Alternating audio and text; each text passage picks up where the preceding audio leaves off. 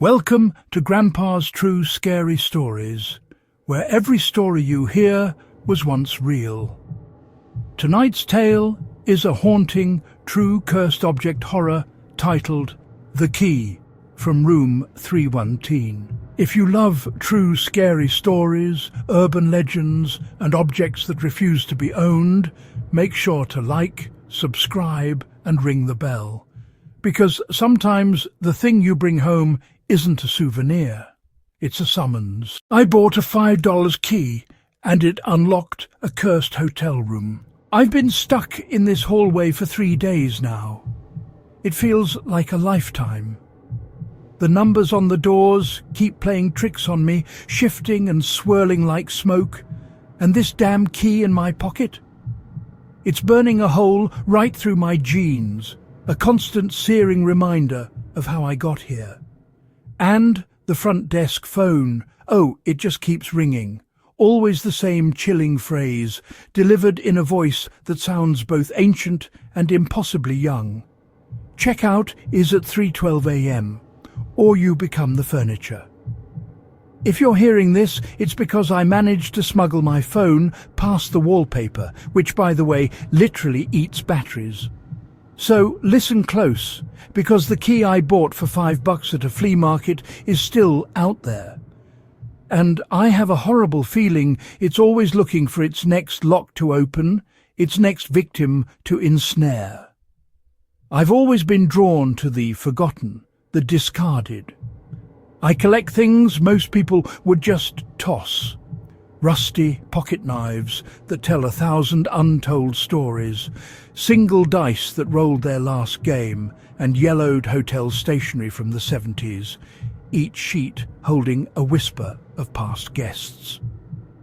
Last Saturday, I hit up the Elks Lodge flea market in Portland, my usual hunting ground. It was a treasure trove of the usual suspects, booth after booth of moth-eaten jackets, chipped ceramic owls staring blankly, and vinyl records nobody wanted anymore. Then I saw it. Tucked away on a dusty table amidst a pile of forgotten trinkets was a brass hotel key. It hung from a faded, diamond-shaped tag. Room 313, it declared, etched in confident script, with a tiny, almost imperceptible, engraved moon beneath the numbers. It called to me instantly. The vendor, an older guy with a faded navy tattoo peeking out from his sleeve, looked tired. He asked $5. I rummaged through my pockets, found 4 singles and a subway token, and offered them up. He took it without blinking, his gaze distant. Now, looking back, I really should have asked why his hand was trembling so badly when he passed it over. That was the first red flag, wasn't it? The first sign that this wasn't just another quirky find for my collection. Back home, my new acquisition felt oddly heavy in my hand. Naturally, the first thing I did was test the key on my apartment door. It slid into the lock, not with the usual jiggle and resistance, but like it had grown teeth-shaped just for me, perfectly aligned, effortlessly finding its home. The lock snapped open with a soft sigh, not the familiar reassuring click I was used to. It was weird, undeniably so, but I just shrugged it off. Collector's luck, right? Sometimes you just find a perfectly broken-in, well-oiled piece of history. I tossed it onto my junk drawer, already thinking about where I'd display it. That night, I woke with a jolt at precisely 3:10 a.m. The room was dark, but a strange warmth radiated from my chest. I blinked, disoriented, and there it was, the key, resting right on my sternum. I had absolutely no idea how it had migrated from the junk drawer, which was downstairs, let alone made its way onto my bed. My phone, glowing faintly on the nightstand, showed 2 missed calls from front desk. The number wasn't in my contacts, of course. I tried to shake off the creeping unease, setting the key on the nightstand, trying to convince myself it was just a weird dream, a bit of sleepwalking maybe. But then, at 3:12 exactly, the air in my apartment felt thick, heavy, almost viscous. It was like someone had cranked gravity to 150%, pressing down on everything, making it hard to breathe. And then came the smell, a cloying mix of old stale carpet cleaner overlaid with something metallic, something coppery, like old blood or pennies. It was unsettling, to say the least. My heart hammered against my ribs. I couldn't just lie there. I got up, the key feeling strangely magnetic as I pocketed it, and headed downstairs, ostensibly for some juice to calm my nerves. But as I stepped into my building's corridor, everything changed. The hallway stretched farther than any architecture should allow, bending and twisting in ways that defied logic. The numbers on the doors flickered and danced before my eyes. 212, then 313, then a chilling 999, then back to 313.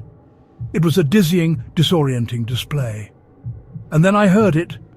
Faint, tinny elevator music, played on what sounded disturbingly like a child's toy xylophone, echoing from nowhere and everywhere at once. The key in my pocket vibrated against my thigh, a low hum that seemed to pull me, an invisible string guiding me. Instinct, or something far older, shoved me toward a single glowing 313 at the far impossible end of the corridor.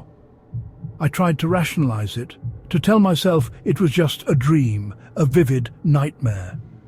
You always tell yourself it's just a dream, don't you? Until it isn't.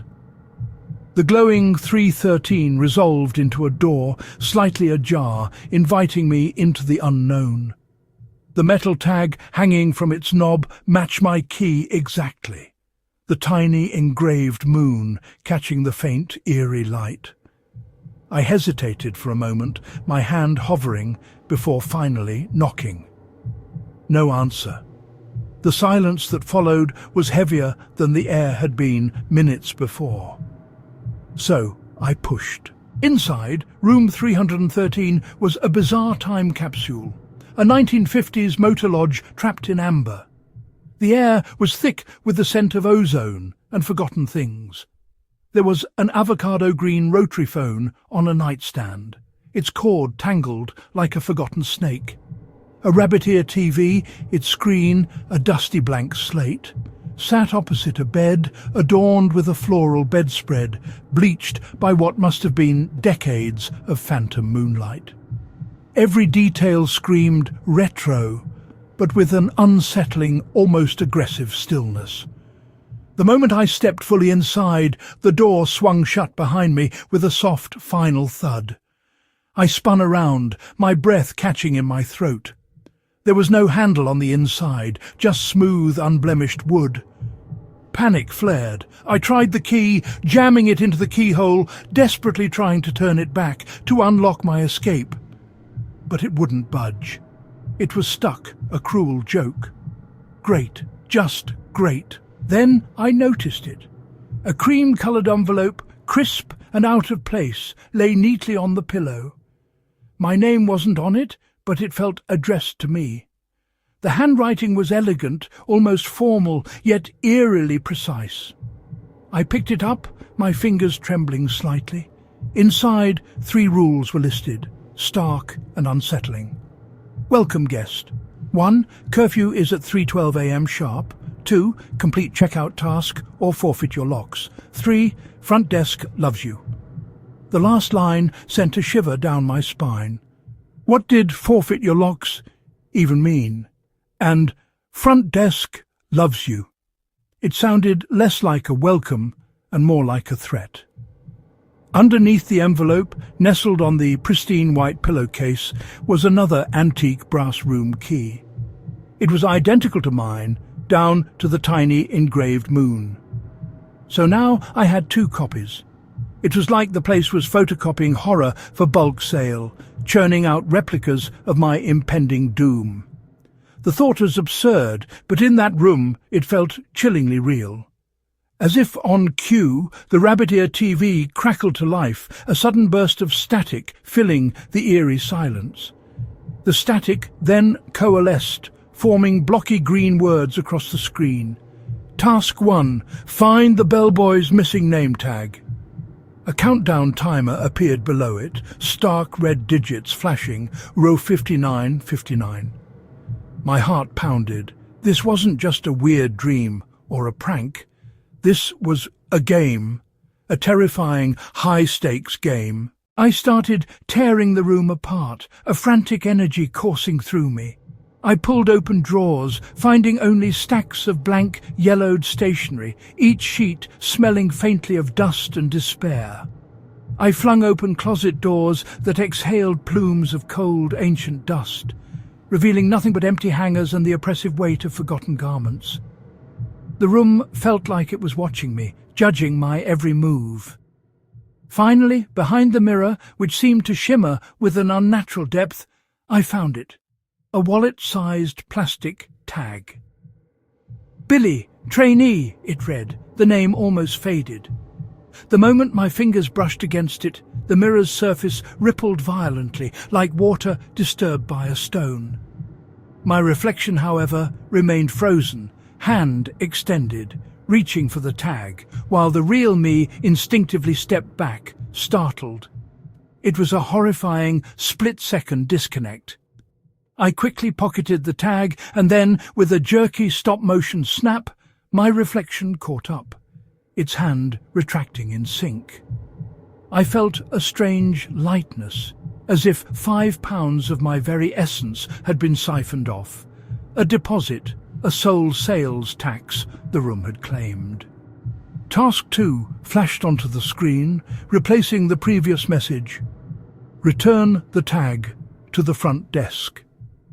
Easy, I thought, a flicker of hope igniting in my chest. I just had to get out of this room. But when I tried the door, it now opened onto a completely different hallway. Gone was the familiar corridor of my apartment building. This one was endless, a labyrinth of identical numbered rooms, all bearing the chilling 313. There was no elevator, no sign of an exit, just an infinite loop of sameness. I walked left, then right, trying to find a pattern, a way out. The corridor seemed to stretch and twist, looping like a Mobius strip, always bringing me back to where I started.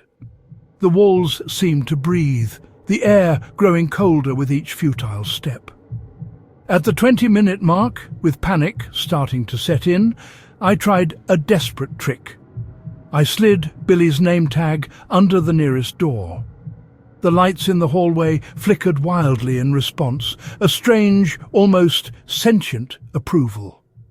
A moment later, a small, polished brass placard materialized on the wall beside me.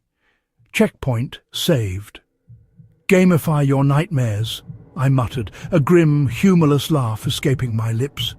It was insane, but at least there was some progress. With each completed task, the key in my pocket grew warmer, a low, steady heat, like it was charging, drawing power from my fear, from the hotel itself. By the time I reached task 4, the hotel had stopped being polite.